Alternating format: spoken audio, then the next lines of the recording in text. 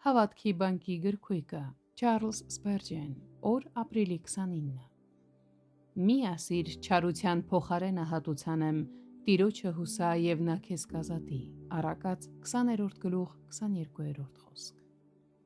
Միշտ ապեք, թույլ տվեք, որ զայրույթը հանդարտվի, ոչինչ մի ասեք և ոչինչ մի արեք վրեժխնդրության համար։ Դուք անկասկած անխոհեմ կվարվեք, եթե զենք վերցնեք և ձեր սեփական մարտերը մղեք, և անկասկած Տեր Հիսուսի հոգով չեք մղվի։ Ավելի վեհ է ներել և թողնել վիրավորանքը, քանզի այն սրտում պահելն ու վրեժի մասին խորհելը նշանակում է հին վերքերը բաց պահել և նորերը ստեղծել։ Ավելի լավ է մոռանալ և ներել։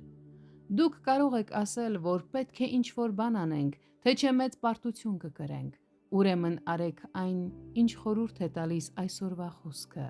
հուսացեք Տիրոջը և նա կազատի ձեզ։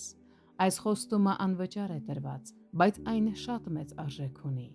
Հանգիստ և լուռ մնացեք։ Սպասեք Տիրոջը, պատմեք նրան ձեր ցավի մասին, բացեք ձեր գանգատը նրա առաջ, ինչպես երբեմն Ռաբշակեի նամակը բացվեց Տիրոջ առաջ, և դա թեթևություն կբերի ձեր ծանրաբեռնված հոգուն։ Խոստում կա, նա կազատի քեզ։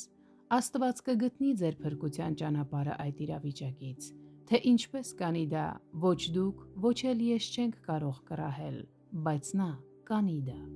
Երբ Տերն է ազատում ձեզ, դա շատ ավելի լավ է լինում, քան մանր վեճերի մեջ մտնելը և կեղտով ծածկվելը ամբարիշտի հետ վիճելով։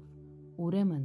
այլևս մի բարկացեք, այլ ձեր գործը հանձնեք բոլորի դատավորին։